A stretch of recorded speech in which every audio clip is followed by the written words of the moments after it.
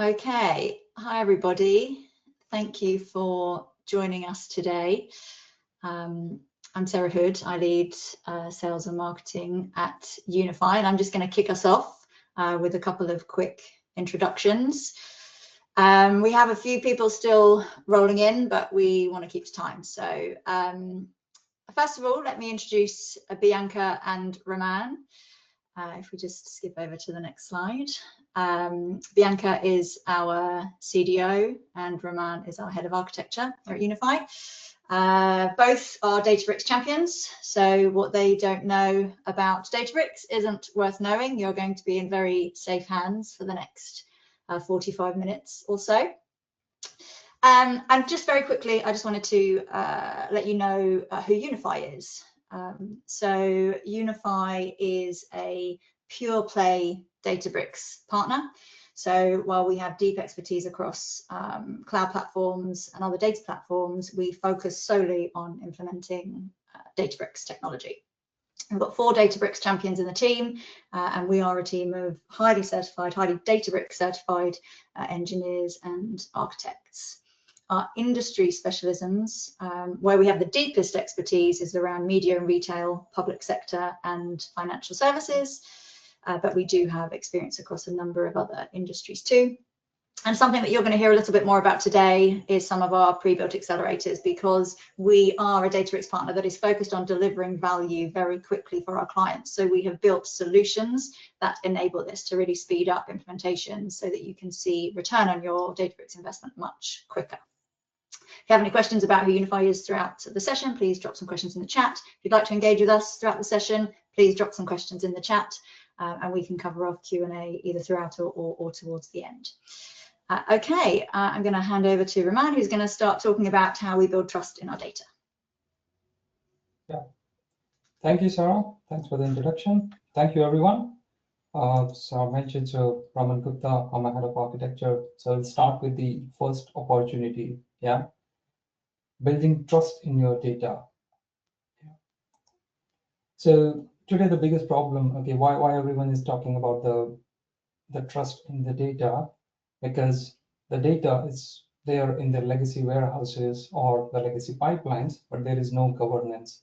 And due to that low governance or almost no governance, there is no trust. So many a time, the end results or the reports which are shared with either with the regulators or even the internal users or external users, when they come back with a question about those attributes which are calculated, it is quite hard for the team to figure out what was the source data, where it started with, okay, who is having the access to the data, who is modifying that data, when was it last refreshed, yeah, all those problems. I think most of us are familiar who have been working onto the data platforms or involved into either ETL pipelines or onto the BI roles, or maybe on the receiving end, where you are asking, tell me the lineage about this data, how this has been calculated. Yeah.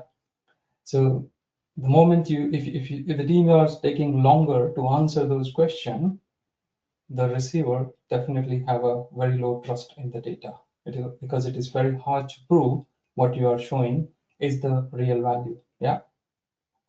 The other challenge is the silos. So traditionally, many of the organizations have their data set up in silos, either based on the business unit, the departments, or the team who are building it, or the IT departments who are working and supporting those platforms. Now, due to that, there is often found that unclear ownership. So the previous example where you say this attribute and says, yes, this attribute is not looking right, or this has been modified, or perhaps not secure enough, who's the owner of that? And I think most of the time the organizations struggle to have a clear ownership, and many a time it just goes back to the CDOs, okay, unfortunately, yeah. So the ownership or the domain ownership is unclear, the lineage is not found, and then all the raw data which you are getting in, it's a garbage in, garbage out system, because without those controls, the ownership, the quality checks, the governance, who is accessing what, It's very hard problem. Yeah. So how we build that trust, or how you bring that trust back into your data. So with the Databricks solution, like Sarah mentioned, we are a pure play Databricks company. So you will see some of the nomenclature of Databricks, the products of Databricks. But when I say the first action is using the Unity catalog. Now this catalog is not one of those catalog of catalogs. There are so many companies in the market which are talking about this catalog. So the Unity catalog, it is securing, governing, and trusting, bringing the trust to your data. But the difference between the Unity catalog and other catalogs are, this is a technical plus business catalog together. So it is having all the information about your data, but also about your rest of the data assets. So that assets could be the code. If your notebooks, the pipelines, what you are writing, the dashboards, what you are writing, or the machine learning models. So those all are governed with a single Unity catalog. At the same time, the people who are accessing it, so including the end users who are looking at viewing at the dashboards, as well as your ops team who are looking at what is the health of your complete cluster. All of that is managed by a single catalog, which is, I think, quite a drastic change or drastic shift, because the business catalog or technical catalog plus that operational catalog, bringing all of those things together, is really improving the access to this information, and also bringing the trust into the data sets what you are creating. The other important thing is always build for the consumer. We are not talking about the data platform, just building the data pipelines. So what you are looking to build will be, is it satisfying the need of the consumer? So NFR, the non-functional requirements, that is the key. What end user is looking for, what they want, and then obviously aligning that with the CDO plus the analyst and rest of the business in the organization. So capturing all that information, and then you start building for those consumers, having that right level of access, and the governance layer on top of it. And that governance layer does include the domain ownership, which may come from the CDO, that these are the domains, these are the individual owners, and the data stewards. So that all information is captured in the Unity catalog.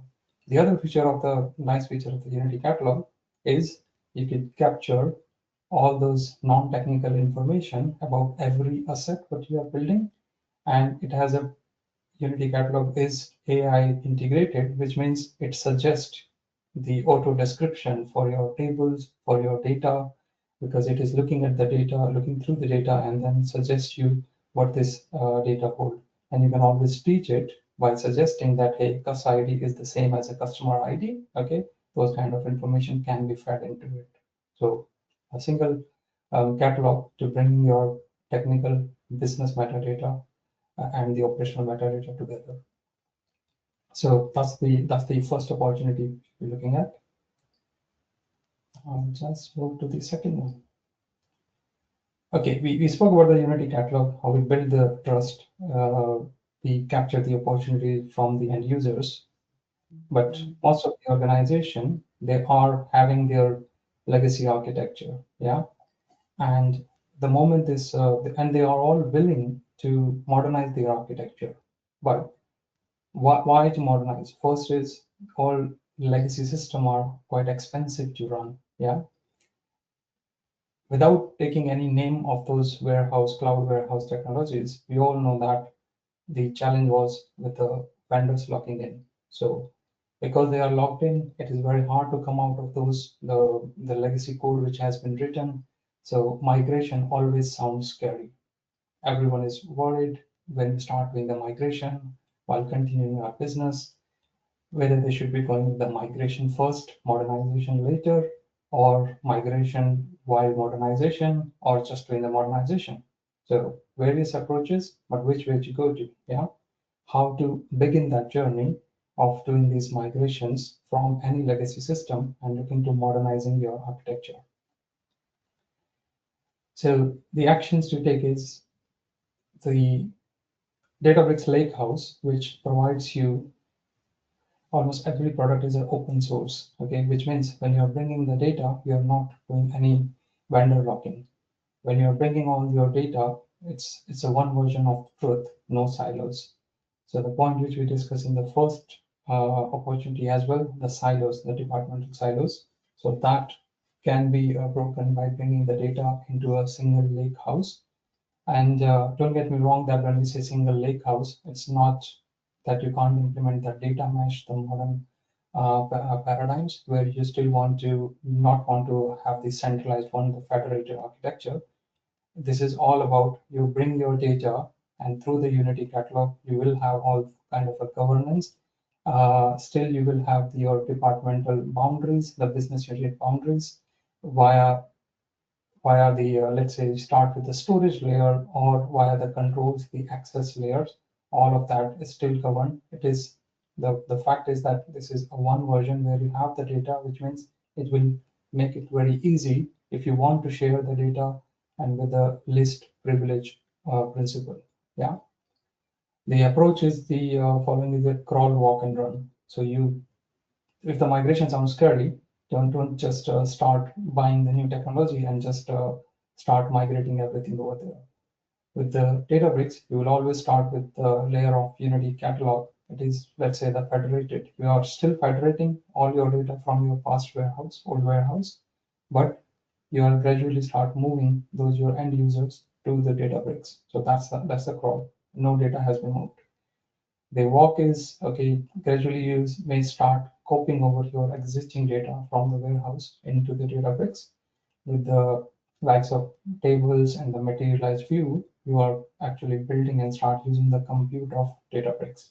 And then with the run approach, of course, you start migrating your core data pipelines. And the important thing is it's not only the warehouse the problem. The problem is obviously the processing engine / the processing pipelines. So Databricks has a new tool called DataBridge, which can be used to migrate your existing ETL code along with your SQL queries, and it supports a variety of ETL code, including the PTEX scripts of Teradata or Data Stage or Informatica, and many of those. They are continually building on it and investing on it. So which means all three paths are available, and without or perhaps minimal impact to your end business, you could pretty much sign up to this approach of migrating to Databricks. Again, migration / modernization. Yeah. The last says accelerate value. So once you have your data onto the Databricks, there are n number of tools available, variety of informations, including their dashboard, the PI, AI tools, which we will see subsequently in this slide pack. So you will start getting the value pretty straightforward. No more vendor locking. The data is still yours and it is accessible through Databricks, but also with your existing technology or any new technology which you are looking to move into. That is the opportunity 2. I'll just move to opportunity 3 and hand over to Bianca. Thank you, Raman. And thank you for joining also our presentation. So let's talk about the missed opportunity, of course, on the data ops. Here, what we see again and again, organizations show that Databricks works in a proof of concept, but never scale. If you wonder why, the reason is that they focus on manual deployments, they have inconsistent environments, and no governance, something that Raman highlighted very well. But all this creates bottlenecks, risk, and usually comes with the technical debt that you will carry on. And in the end, this translates by the innovation being blocked, and that return of investment that we are looking as business people never actually materialize. If this sounds familiar, it is because too many programs, I will say, confuse a shiny demo with real business outcome. And I would like to share with you what you should do to avoid that trap. The solution is to stop thinking about the POC, proof of concepts. Raman, one slide back, please. Thank you. and start thinking more about the production ready, the MVPs. That means that embedding engineering discipline into the way we deliver data from day one. You need to start treating data, code with CI/CD pipelines. So every change is versioned, tested, and it is repeatable. You need to automate the testing and monitoring. So pipelines don't break in silence. So you will be able to track every single failure and be able to debug within minutes and not taking you weeks as per the traditional SLAs that never are completed. You need to look at deploying repeatably across the environment. So dev, test, and prod look and behave the same. I mentioned 3 environments. Most of the organizations will go with these 3, but some of them will also have a pre-prod. You need to embed the governance and observability from day one. So compliance, lineage, and cost aren't an afterthought. You are able to track everything from day one. This is exactly where the Databricks Assistant bundles, the DApp, come in. They let you package the code, the configuration, and dependencies, and you can promote the code and put it from dev to test and to production. This it's also integrated with GitHub or any other deployment tool that you want to use. It's controlled, this version, and it's auditable. Like in software engineering, but without the need of having a software engineer or a platform engineer to do this side. This is quite accessible by your data engineering team. Next one, please.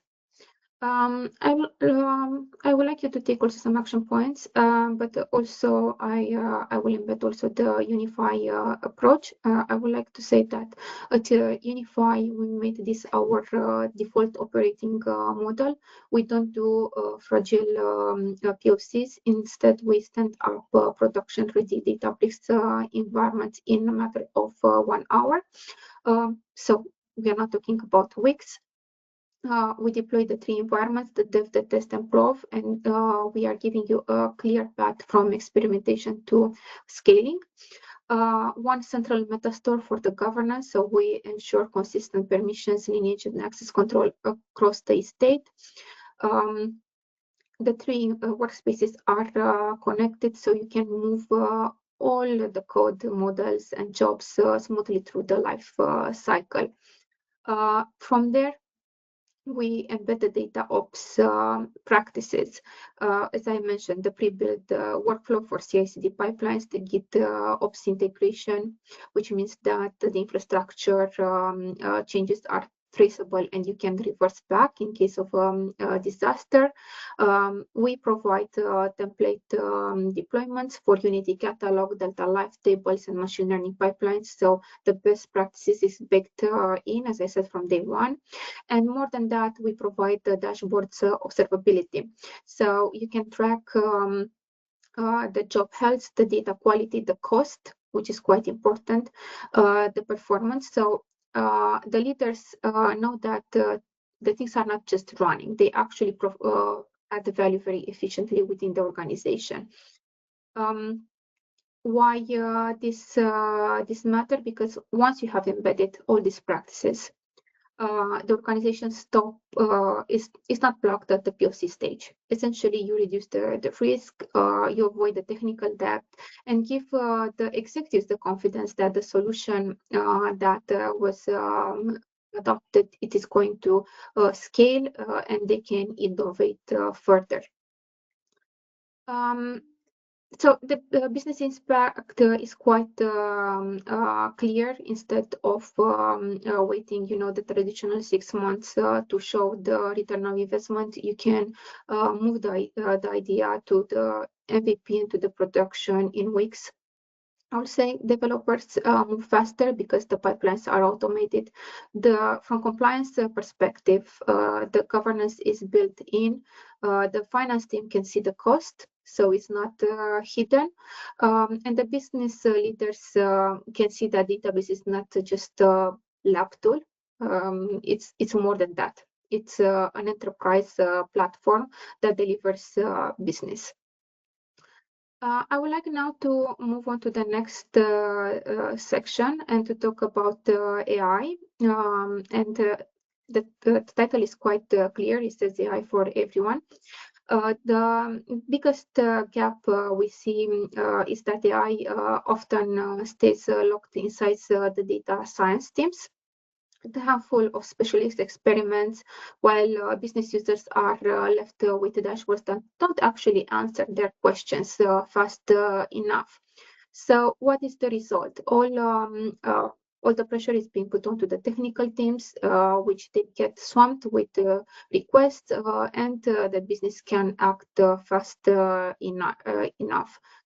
The insights arrive later, and it's not allowing the business to take the decision as fast as the market is asking. And AI is just another hype there into the background. So the fix to democratize AI and BI, it comes naturally into Databricks. And I would say that this is where Databricks actually changed the game with Databricks apps and AB Genie. You can deploy AI-powered apps directly onto your lakehouse. Imagine just spinning up a chatbot that answers your question based only on your governance data, because everything comes via the Unity catalog and this governance.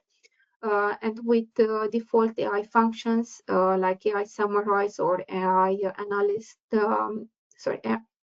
analyst sentiment, actually you can parse thousands of customers' comments, summarize the logs, policy documents, or just track sentiment trends. And it's just within a single line of SQL. So imagine how fast that will be from business perspective. What that means? That means that AI isn't locked behind the ML pipelines anymore. It's accessible directly to the analyst and even to the frontline business teams just by using the AIB Genie. You can go in there, just put your questions, and you know that you can trust your data. Next slide, please. Let's talk now about the new announcements, the announcements that came on Friday. LinkedIn, I will say, was absolutely flooded with the news that the Databricks and OpenAI are partnering. So what that actually means for you? For data officers, it's all about trust and governance. GPT-5 can now be embedded inside Databricks via the Mosaic AI gateway. That means that no lineage, no data leakage. You have the lineage, you can explain the results, and you have full monitoring, full compliance. So AI is no longer a black box. Okay, it's auditable. You don't need to worry that people will go and use ChatGPT for that, because you can embed onto Database and use only your data. For Chief Financial Officer, it's all about the return of investment. So look at this from the perspective of automating reports, cut the manual effort, and come in with a build loop that you can measure the financial impact. For Chief Marketing Officer, it's all about the customer experience. Agents can analyze the behavior, predict the churn, and automate personalized campaigns. And it's all aligned with your brand and with your compliance standards, and is consuming your own data. In other words, the partnership is making AI more safely. This is the main takeaway. And it's directly relevant to your business. You don't see anymore, the standards ChatGPT lines that everyone will get. I would like to talk also about the Unifeye approach, because this is exactly what we focused at Unifeye. Our AB Genie accelerators removes the friction between the data and decision. It allows to connect directly to your lakehouse. and it gives the business users actual interface. And this querying it's using the natural language querying, which is making faster to provide insights for them. So it's no longer about having a full data scientist team. It is more enabling the business users to be powered by AI in a safe way. I can give you also some examples by embedding the news and also the AB Genie. For example, into the housing, you can in minutes just classify the tenant satisfaction surveys. You can flag urgent heating failures, and you can even predict the churn risk for the risk tenants. Why? Because why is this good? Because you get faster response. Faster is the response, you can provide a better service. Into the we know how difficult it is for organizations to actually have secure data, not to leak the patient data, the records, the labs. Imagine being able to analyze that within minutes. So these are actual practical grounded use cases, not hype, and this is why we focus at Unifeye. Thank you. Raman, back to you. Thanks, Bianca. Thanks for quite insightful opinion about the AI. Yeah. Okay. We looked at the four opportunity, the modernization of your platform, the building the trust, but all for what? Eventually, you are looking to democratize your data. Yeah. Like Bianca touched base on the previous one, how you democratize it. So just to give the context, I think 2 decades ago when Google started, they came up with one vision that how to arrange the world's information and democratize it to all the user. Yeah, and we all know that how successful they are into that vision. Essentially, the world's information has to be given to the end users, which are all of us. We are using that today. Same same functionality. I think everyone is looking, or the organizations are looking from their data. You all are hearing constantly that data is your asset, but then they are not able to democratize this data. Most of the layers within the organization, either it is the layers, the C layer, where the CTO, CTOs, they are looking for that information, or the marketing team, or the HR, or your internal users or end customers. They all are struggling to get this data, hold of the data. It for whatever the reason, there were the central teams, the IT teams who are managing the data, and anyone who needs that information, they were always going to that single IT team, waiting for days, weeks, and months perhaps just to get that information. So the reason for the democratize your data opportunity is you unify your data for everyone in organization, obviously with the safe and secure manner where you can share this data based on individuals' entitlement. Yeah, obviously the C layer, they want to see the more summarized, crisp information, while your technology support or the backend ops team, they are looking to resolve a customer incident, so they need to access all of the data related to that customer, their accounts, or depending on your business. So the action what you have to be taking. So this is summary of the previous 4 opportunities we saw. You still need to have the centralized governance. So by bringing all the data together or opening up this data to your organization, you still can't risk the governance around it. You can't risk the security around it.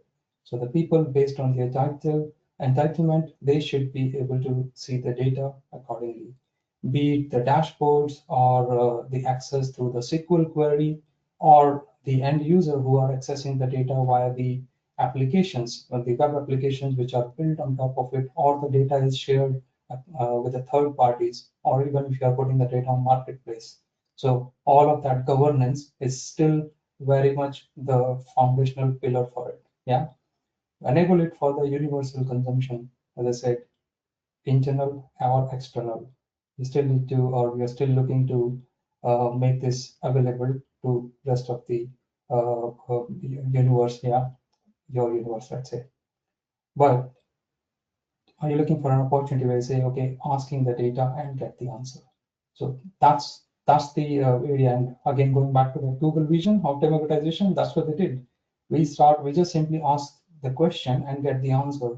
We don't care where it is going and fetching the data via an ML model or via a plain SQL query or maybe a shell script running in the background. Who cares? Yeah. So that's the end goal. We are looking to democratize your data to your teams. I think we spoke a lot today. Now we'll just nicely go to a quick demo where we will showcase these 5 different opportunities we spoke about in action. I'll switch the screen.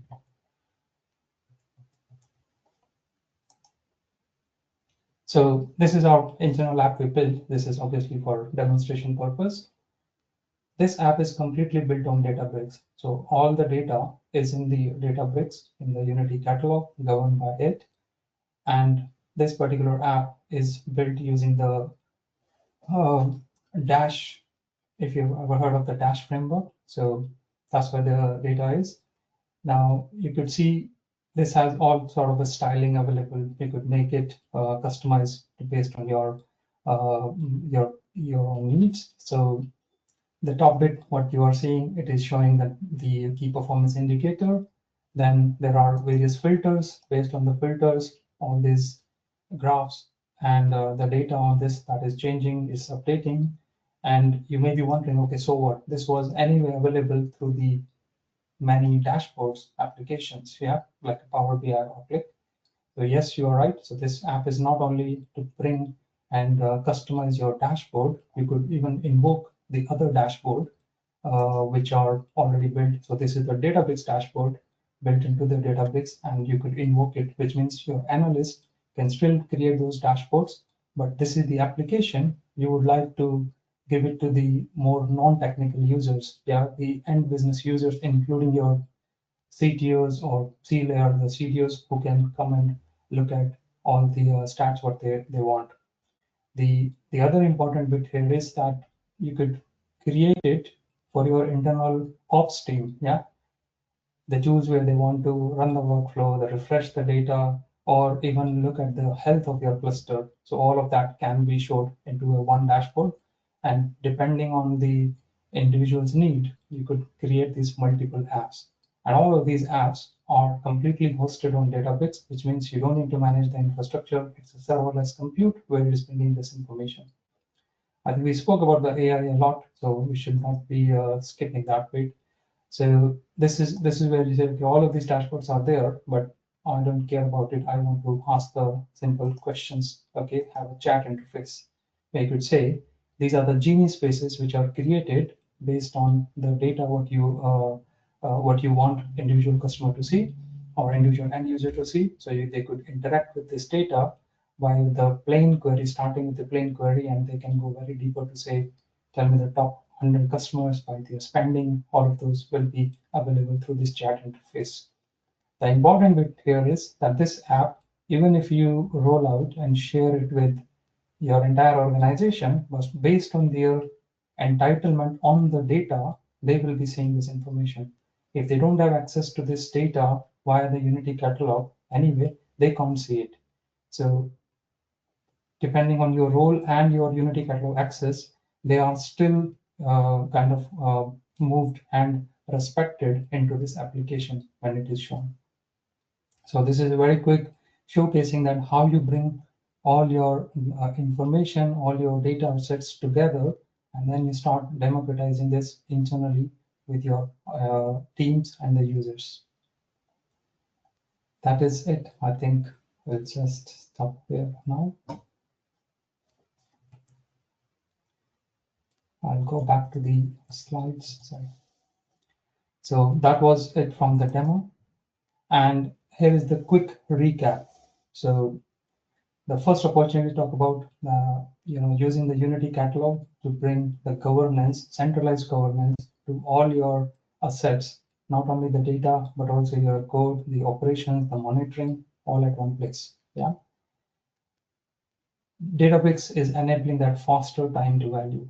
So multiple products within the Databricks, be it migration of the warehouses into the Databricks, or you want to try the state-of-the-art models from the OpenAI. They are all available at one place, and it will be running those AI or those functionality just only on your data. So your data is safe. It is within the one ecosystem. The approach of crawling, walk, and run. So if you are looking to modernize your current architecture and you have all those fear about migration while still running your business, then yes, that's the approach. We spoke about it briefly. You would always connect with us. Bianca spoke about the MVP, not POC, which means you will still be doing the experiments, but getting the value by getting these deployed into the production and making these products available to your end users. I did see a quick demo to see about the Genie. So all the questions you want to ask the end users, whether they are non-technical users, they ask a plain question and they still get the answer. So these are the 5 opportunities you have with your data. I think you should start exploring those straight away. Thank you. Thank you very much, Raman, for presenting the demo. I can see a few questions, and I would like to take the first one. This one is about deployments, and actually it's a good question. How much effort is to set up automated deployments in practice? So people assume that doing automated deployments it's quite a heavy job, but Databricks and Bundle makes this effort much lower. It's easy to do it. So traditionally, when setting up CI/CD pipelines for data platforms, that you need a lot of custom scripting. You need to do the handling of the different environments. You need to set up the secrets, making sure that the dependencies were aligned. However, with Databricks and bundles, Databricks actually is providing you a package where all of these are pre-set up. Okay, so you actually run only one line of code. Maybe in practice, the initial deployment will take you a few days, but for the following deployment, it is going to take literally just 1 minute because it's just a line of code.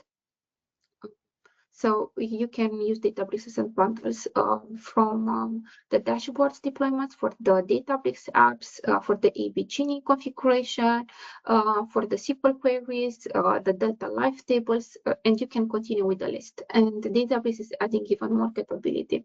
So if the initial setup is going to take you 1 day, after that the effort is small. You will have everything within minutes within the production environment. Thank you, Bianca. I think we have another question. Okay, for the demo, how long does it take to create the dashboard like that? Well, it depends on the various things. However, the dashboard which you saw with the right skills we have in the team, this was all built in 3 to 4 days. Yeah, which means it is integrated with your unified data platform, and the functionality what you see on the screen is all connected and showcased everything just in 3 to 4 days. And this deployment of this app is ready to be deployed into the production via the Databricks asset bundle pretty much straight away. So all your code and asset is still secured in all your GitHub, what we look at, the Unity catalog, the governance, and it's available to be deployed to anyone. Yeah. Thank you. Thank you, Raman. The next one is, how do you make sure business teams can use AI safely without risking compliance? I think this is the essence of our webinar. And this is actually the heart of the challenge. You need business teams wants AI in their hands, but leaders worry about the compliance, the security, and the trust. We covered how you can do that with Databricks. One governed access with Unity catalog, everything is being registered, so you can grant the access. Secure AI execution via the Mosaic AI gateway.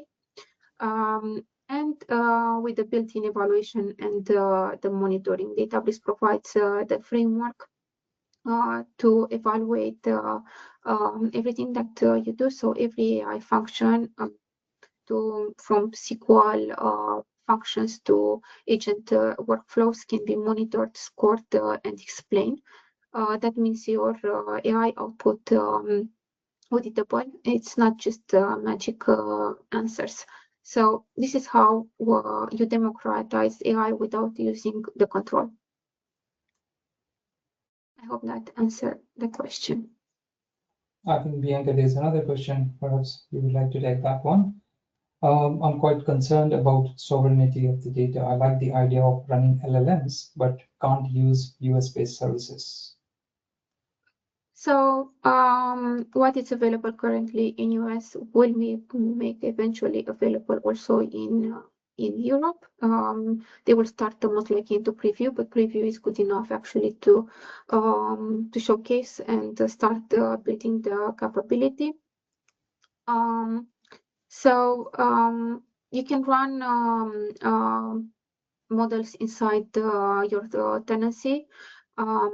So that means that no data is sent to a US hosted API service. The model executes where your data lives, which is good news. Everything is being covered by Unity catalog. So every prompt and response is being logged, is versioned and governed through the Unity catalog that gives you that auditability that I was talking before, and ensures compliance with the local regulations. You are not locked to OpenAI. After all, you are flexible on choosing your foundation model. Databricks supports a model marketplace from where you can choose regionally and hosted open sources or third-party models. For example, Llama, Mistral, Falcon, that aligns with your requirements. So if your policy is no US-based services, you can still deliver the LLM applications without actually using models that don't live in your region. Thank you. Thanks, Bianca. I think those were all the questions we had on the screen. Yeah, that's it for the questions for today. So 1 minute ahead of schedule, so right on time, guys. Well done. Thank you, everybody, for joining us today. Hopefully you are leaving with some insights and some next steps for you to take back to your business. If you would like to talk further, then please do reach out to us. We will share the recording of this webinar, and we will also share our webinar series, which we are launching soon, some more technical deep dives and some more business focused webinars coming up. So thank you very much for joining. Bye. Thank you, everyone. Thank you, everyone. Have a good day. Thank you.